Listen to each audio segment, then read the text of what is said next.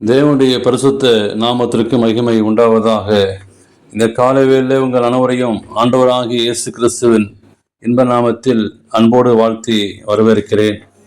1 யோவான் 2 அதிகாரம் 6 வாக்கியம் சொல்கிறது, அவருக்குள் நிலைத்திருக்க வேண்டும் என்று சொல்கிறவன் அவர் நடந்தபடியே தானும் நடக்க வேண்டும். இந்த நாளின் செய்தியாக பிரதிபலிப்பு என்றும் தலைப்பின் கீழே நாம் படிக்க இருக்கின்றோம். கிறிஸ்துவ வாழ்க்கை என்பது அனுதினம் தேவனோடு வாழும் அனுபவமாகும். கிறிஸ்துவ வாழ்வின் அடிப்படை பாடங்கள் கிறிஸ்து உலகில் வாழ்ந்தது போது நாமும் நமக்கு அநேக முன்மாதிரியை ஆண்டவர் வைத்து சென்றிருக்கிறார்.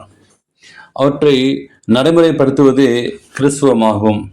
கிறிஸ்துவலாகிய நாம் நம் வாழ்வின் மிகப்பெரிய மாற்றங்களை செய்து பிரதிபலிக்க வேண்டும்.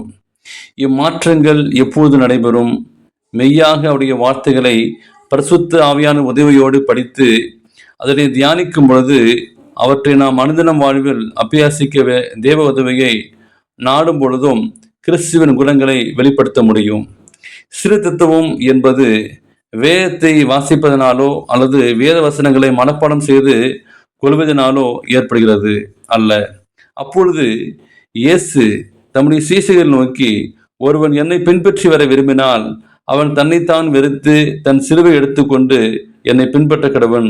மத்தியிலே வாசிக்கிறோம். ஒருவருடைய தனித்துவமானது அவனுடைய குணாதிசயங்களாலும் அவனுடைய நடக்கையினாலும் வெளிப்படுத்துகிறது. அதனால் நாம் கிறிஸ்துவின் உபதேசங்களை நாம் இருதயத்தில் கிரியை செய்ய அனுமதிக்கும் போது குணமாற்றம் ஏற்படுகிறது. கிறிஸ்துவ தனித்தன்மையான குணாதிசயங்கள் செயல்கள் மூலமாக அது வெளிக்காட்டப்படுகின்றது. கிறிஸ்துவர்கள் என்று கூறிக்கொள்ளும் நாம் நம் நிலையை சற்று ஆராய்ந்து பார்ப்போம்.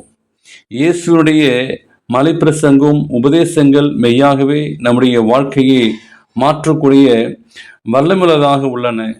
எப்பொழுது நாம் இருதயத்தை சாத்தானுக்கு எதிராக திருப்பி ஆவியானவரின் கட்டுப்பாட்டுக்குள் அனுமதிக்கின்றோமோ அப்பொழுது நம்மில் பெரிய மாற்றங்களை நம்மால் உணர முடியும். இப்படி இருக்க கிறிஸ்து நமக்காக மாம்சலே பாடுபட்டாகி நீங்களும் அப்படிப்பட்ட சிந்தை வீரர்களை ஆயுதமாக நாம் தரித்து கொள்ள வேண்டும். பிரியமானவர்களே, நமது வாழ்வை அனுதினமும் தேவனிடத்தில் ஒப்புவித்து கர்த்தர் நமக்கு தருகிற ஆலோசனையின்படி நாம் நடந்தால் நிச்சயமாகவே நமது வாழ்வில் வெற்றி கிடைக்கும். ஆண்டுடைய துணையும் அவருடைய வழிநடத்தலும் என்றென்றும் நம்மோடு கூட இருக்கும். கர்த்தாவே, எங்களது வாழ்வில் மிகப்பெரிய மாற்றங்களை தந்து வழிநடத்தும் என்று சொல்லி நாம் ஒப்பு கொடுப்போம். அப்பொழுது நாம் பிரதிபலிக்கக்கூடிய ஒரு வாழ்க்கை வாழத்தக்க தேவன் கிருபை செய்வாராக. ஆமேன்.